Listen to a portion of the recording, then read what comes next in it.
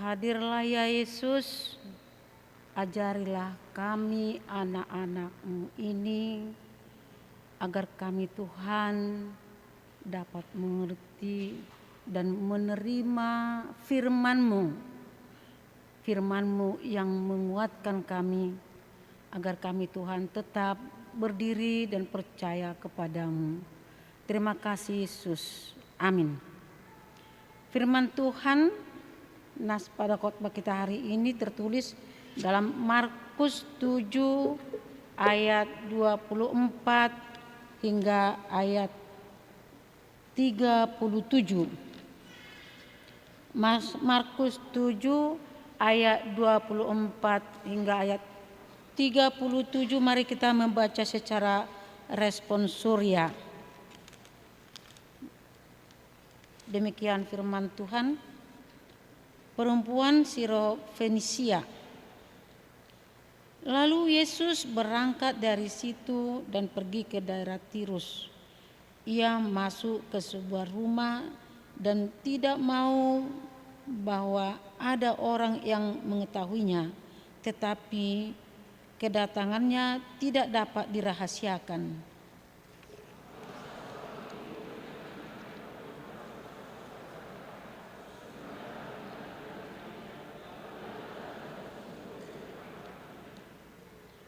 Perempuan itu seorang Yunani bangsa Sirofenisia.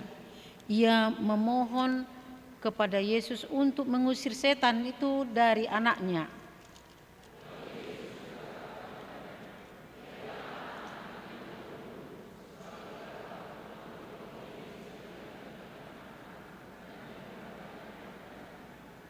Tetapi perempuan itu menjawab, "Benar Tuhan. Tetapi anjing yang di bawah meja juga makan remah-remah yang dijatuhkan anak-anak."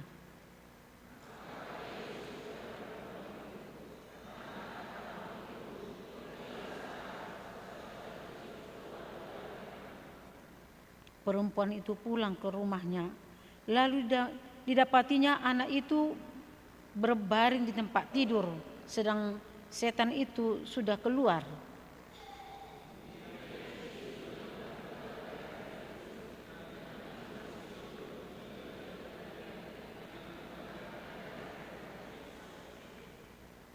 Di situ orang membawa kepadanya seorang yang tuli dan yang gagap dan memohon kepadanya supaya ia meletakkan tangannya atas orang itu.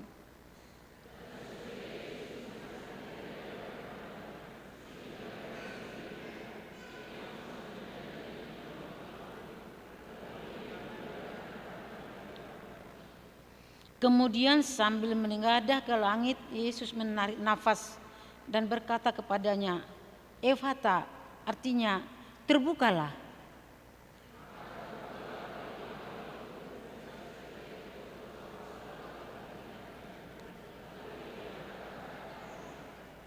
Yesus berpesan kepada orang-orang yang ada di situ supaya jangan menceritakannya kepada siapapun juga, tetapi makin dilarangnya mereka, makin luas mereka memberitakannya.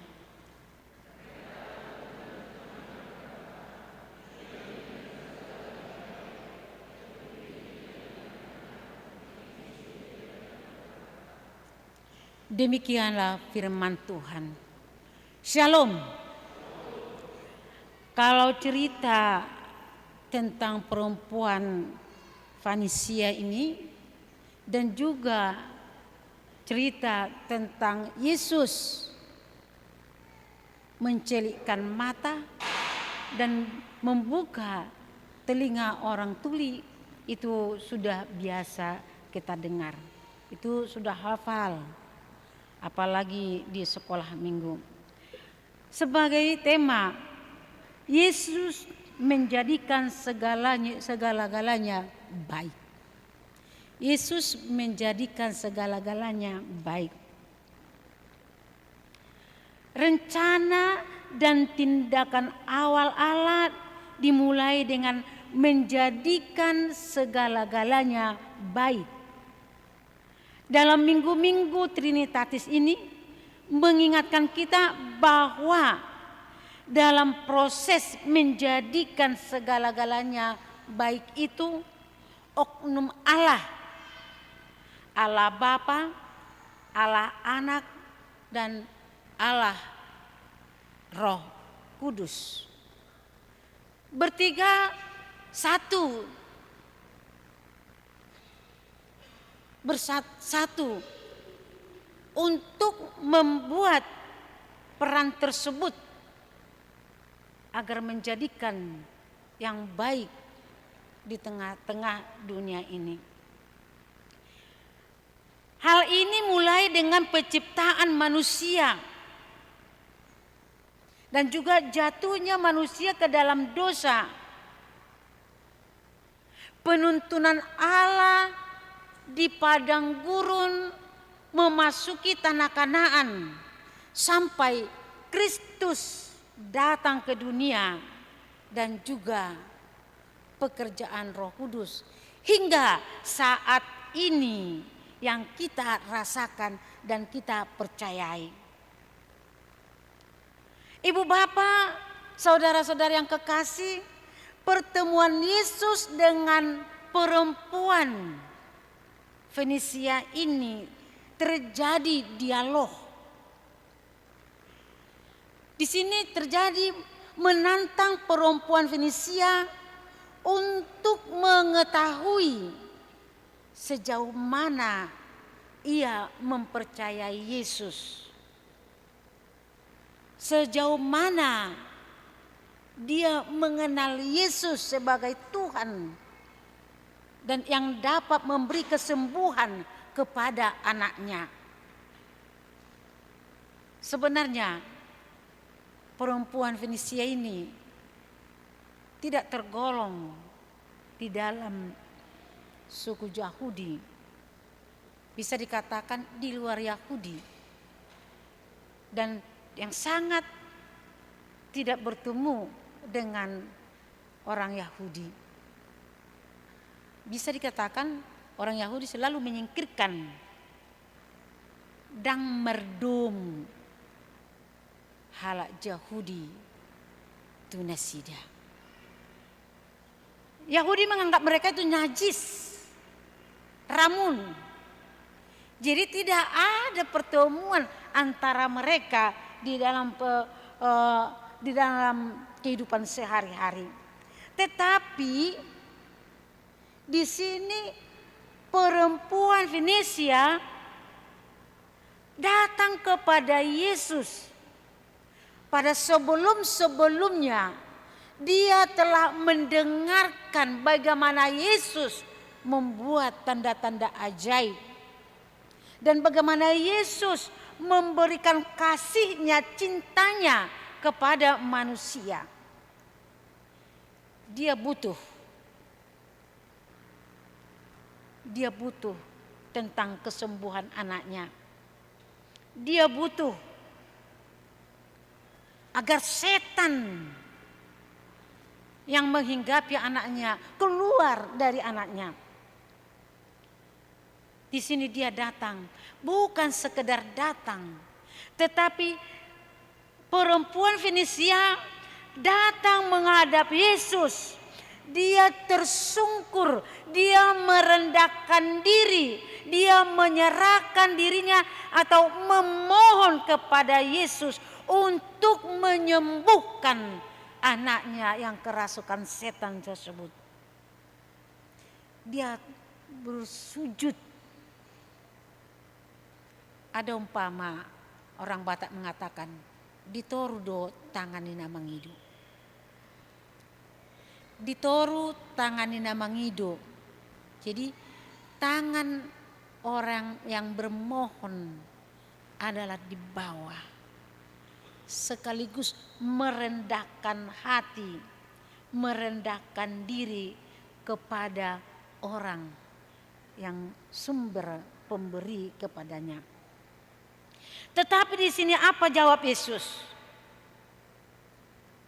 Jawab Yesus adalah, biarlah anak-anak kenyang dulu, sebab tidak ada patut mengambil roti yang disediakan bagi anak-anak dan melemparkannya ke anjing. Jadi persediaan makanan hanya kepada anak-anak. Itu yang kita katakan tadi. Karena orang Fenisia tidak dianggapnya siapa-siapa. Bahkan diumpamakan seharga anjing. Diumpamakan. Itu sebenarnya tidak mungkin makanan dari anak-anak kita berikan ke sana. Kenyang dulu. Dengan kata lain, biarlah orang-orang Yahudi mendapat makanan lebih dahulu. Biarlah orang-orang Yahudi menerima mukjizat lebih dahulu. Jadi Yesus di sini mengutamakan kedatangannya untuk orang Yahudi. Tapi tidak tertutup kepada semua orang. Karena mereka mempunyai alasan. Alasan apa? Secara khusus yang dikatakan mukjizat itu disediakan kepada anak-anak pilihannya. Kepada anak-anak yang terpilih, yang dipilih, yaitu bangsa Israel yang telah Tuhan janjikan keselamatan bagi mereka. Supaya tidak dilemparkan katanya kepada anjing. Supaya jangan kepada orang lain lebih dahulu. Karena mereka tidak disebut menjadi keluarga Allah. Mereka tidak keluarga Allah. Mereka adalah orang asing. Jadi lebih dahulu seperti kita, ibaratnya ada pesta atau ada sesuatu pesta, kita utamakan dulu siapa yang kita undang. Kalaupun banyak orang lain datang, utamakan dulu siapa yang utama. Baru nanti kita sisa, baru diberikan kepada yang lain. Sisanya yang diberikan kepada orang lain. Jadi sebab orang Fenisia ini adalah diumpamakan, sebenarnya tidak mungkin tidak kecewa ya. Kalau kita dikatakan diumpamakan seperti anjing. Tapi kalau di dalam orang Yahudi kepada Fenisia itu perkataan seperti itu sudah hal-hal yang biasa. Jadi sebabnya kalaupun dikatakan, diungkapkan Yesus sebagai anjing, itu sudah hal biasa bagi mereka. Di sini apa yang kita lihat di sini? Ujian kepada perempuan Fenisia. Kalaupun dia disebut adalah sebagai anjing, tetapi dia tidak memikirkan negatif tentang itu. Dia memikirkan positif. Kenapa dikatakan seperti itu? Dia bersikeras memohon kepada Yesus. Ucapannya, sebenarnya ucapan Yesus kepada dia itu seolah-olah keras. Tetapi kita lihat di sini, kalaupun itu dikatakan, yang pasti perempuan Fenisia ini tidak luput dari apa yang ia inginkan. Sekali ia mendengar itu keras dan kecewa, namun ia tidak terpengaruh dengan kata-kata tersebut. Tidak dipengaruhi. Molohita raka mengakainang, leana yau di bainon. Sudah begitu saya rasa pemikiran kita. Kalau begitu hinanya aku dibuatnya, tak usah pun jadilah. Tetapi perempuan Fenisia ini tidak. Kalaupun dia direndahkan, dia tidak terpengaruh. Ia menerima sindiran Yesus bahwa dia tidak berhak sebenarnya meminta bagian dari orang Yahudi. Jadi dia mengenal dirinya. Sebenarnya dia tidak berhak meminta itu. Dia tidak berhak menuntut itu. Dan dia mengembalikan sendirian itu kepada Yesus. Mengatakan sesuai dengan arahan Yesus sendiri. Sesuai apa yang dikatakan Yesus sendiri kepada dirinya. Kalau kita baca di ayat 28. Ayat 28 dikatakan di situ seperti ini.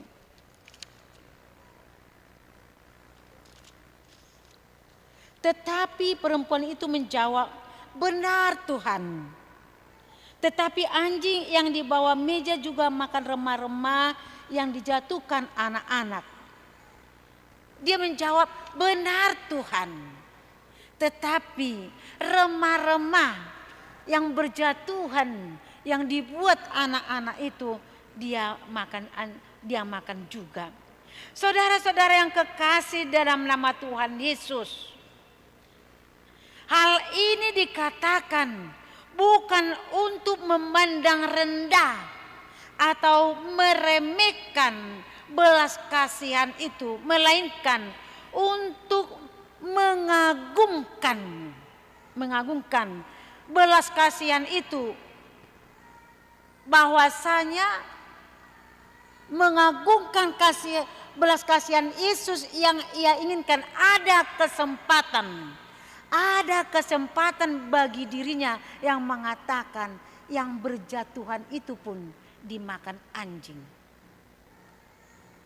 Jadi kesempatan semakin masuk, semakin bermohon kepada Yesus. Remah-remah yang jatuh itu pun dimakan anjing itu. Dari jawaban balasan perempuan Fenisia ini, nampak bahwa iman dari perempuan ini sungguh-sungguh benar, sehingga kuasa mukjizat dinyatakan kepada anaknya. Kunci adalah kepercayaan.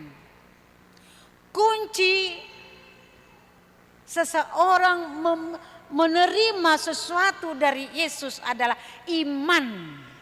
Itu sebabnya Yesus mengatakan, imanmu menyembuhkanmu. Imanmu menyembuhkanmu. Iman dari perempuan Fenisia itu jauh lebih besar dilihat Tuhan Yesus. Maka dia menerima mukjizat. Dia menerima anugerah. Dia menerima kesembuhan dari anaknya yang kerasukan setan tersebut. Jadi setan pergi enyah karena iman.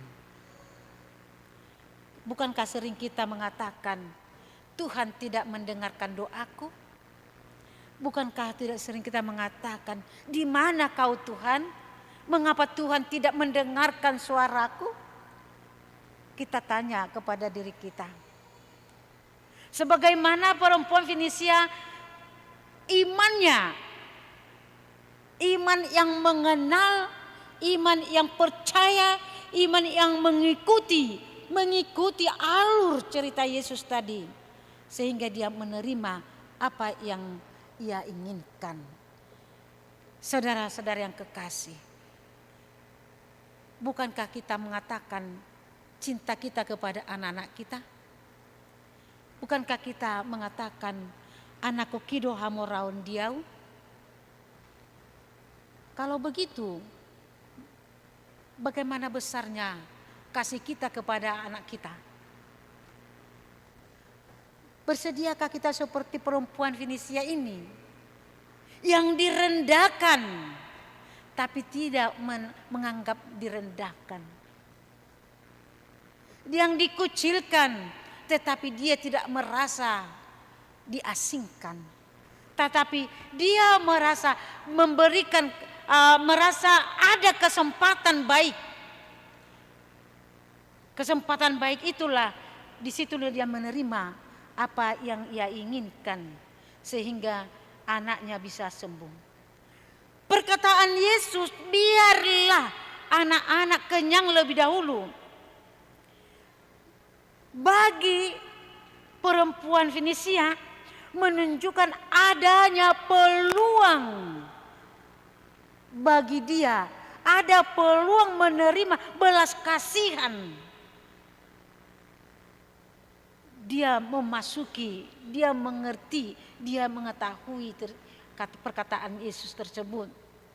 Dengan perkataan Yesus, biarlah menjadi sebuah pegangan bagi perempuan, menjadi suatu pintu masuk bagi dirinya, sekalipun dalam bentuk remah-remah atau sisa-sisa, tapi juga peluang tersebut ada kasih kepada dirinya. Berkat perjuangan imannya akhirnya direspon, diterima oleh Tuhan Yesus, mengizinkan orang-orang malang yang memohon kepadanya untuk terbuka dengan Yesus. Orang-orang malang, orang-orang yang kehilangan kendali, di sini kita dibuat kembali agar kembali kepada Yesus. Permohonan perempuan Fenisia ini karena Yesus melihat iman yang sungguh-sungguh. Idoba natadokon akamang akainang. Bohado kesungguh hatta. Laho manogu-nogu yana kota. Tumbana daun hatani debatang. Karena kita sudah sering melihat anak-anak kita sudah dirasuki setan dunia ini. Memang zaman semakin berkembang, membuat jalan iman kita, apalagi yang tanggung-tanggung imannya, bisa semakin jauh dari Tuhan. Hari inilah kita dipanggil kembali agar seperti perempuan Fenisia ini, iman kepercayaannya, kehidupan anaknya, kesehatan anaknya penting bagi dirinya. Kehidupan anaknya, masa depan anaknya sangat dia perlukan dengan cara bagaimanapun. Kalaupun dia direndahkan atau kalaupun dia dibuat seperti diumpamakan seperti anjing tadi, dia tidak memperdulikan karena kepentingan kesembuhan anaknya yang ia butuhkan. Perkataan Yesus kepada kedua di sini yang dikatakan yang dibawa menguji Yesus, bahwa Yesus bisa membuat tanda-tanda ajaib kembali. Orang banyak di sini membawa yang sakit, yang tuli, bisu, yang tidak bisa berbicara ke hadapan Yesus agar Yesus menyembuhkan. Tetapi kita lihat di sini Yesus tidak menolak, tetapi Yesus langsung bertindak. Yesus langsung bertindak dan membawa yang tuli tersebut ke suatu tempat. Di sini tadi dikatakan Yesus menjamah lidahnya, membuat jarinya ke lidah orang yang bisu dan yang tidak mendengar, lalu ia menyentuh dengan jarinya. Sebelumnya tangannya telah diludahi bersama Yesus dengan yang berpenyakit tuli tersebut, mengadah melihat ke atas. Di situ dia berdoa. Yesus berkata, "Efata," terbukalah. Kita membuat panti asuhan Hefata, terangkat nama Hefata dari Nats ini. Hefata, itu kita namanya di bahasa Batak, Efata di dalam Nats kita ini. Di sana ada yang tuli, ada yang lumpuh, dan juga ada yang buta dengan asuhan HKBP. Mungkin dari tengah-tengah kita ini sudah pernah pergi untuk menjenguk saudara-saudara kita yang ada di sana. Efata, terbukalah. Asal nama Efata, terbukalah. Terbukalah. Itu bukan mantra, itu bukan sihir. Yesus berkata-kata sebagai mempunyai wewenang dan kuasa. Yesus mempunyai wewenang, Yesus mempunyai kuasa untuk membuat segalanya itu nyata di hadapan orang. Terbukalah. Itu berlaku kepada dua indera, mulut dan telinga, sehingga terbuka. Dalam kerendahan hati Yesus berpesan kepada orang-orang banyak supaya jangan menceritakan lebih dahulu kepada orang lain. Kenapa? Karena belum disiapkan, belum siap. Yesus sering mengatakan itu. Karena persiapan, perlu anak-anaknya, perlu murid-muridnya disiapkan lebih dahulu agar mampu menghadapi segala cobaan.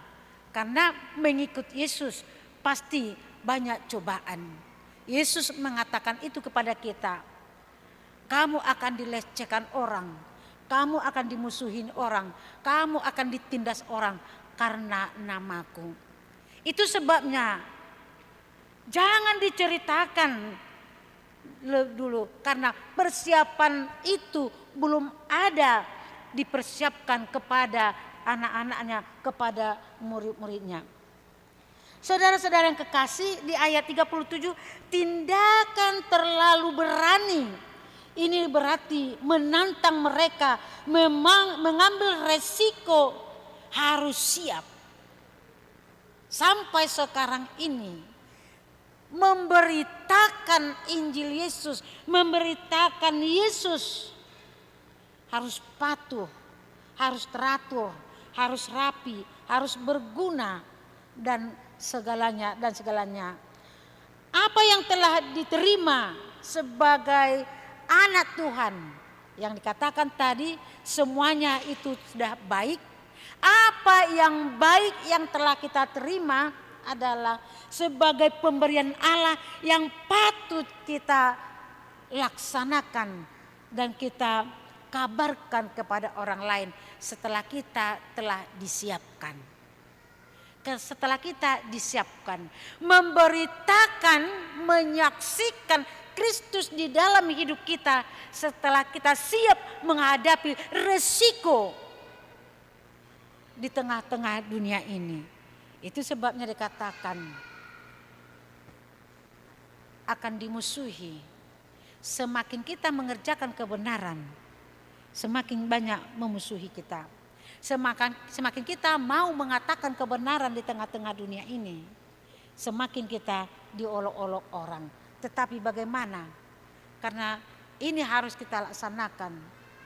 Dua di dunia ini, melakukan yang baik atau melakukan yang jahat. Kedua-dua ini pasti datang diperhadapkan dengan kita di dalam kehidupan kita sehari-hari. Melakukan yang baik atau melakukan yang jahat. Di mana kita pilih? Kalau anak-anak Tuhan pasti memilih melakukan hal-hal yang baik yang Tuhan inginkan dari kita. Hal-hal yang Tuhan inginkan, itulah yang kita pilih. Orang Kristen tidak boleh memilih yang lain selain melakukan yang baik. Allah pasti memberkati orang-orang yang melakukan hal-hal yang baik. Allah mengorbankan dirinya demi kebaikan orang-orang yang percaya kepadanya. Itulah yang harus kita pilih. Itulah yang kita lakukan. Jadi orang Kristen terpanggil untuk melakukan hal yang baik. Lakukanlah di dalam hidupmu, karena engkau juga dipanggil dan dipilih oleh Yesus. Amin. Mari kita berdoa. Terima kasih Tuhan Yesus, kami telah mendengarkan firman-Mu hari ini. Ajar kami Tuhan, agar kami mampu datang kepadamu ketika mengalami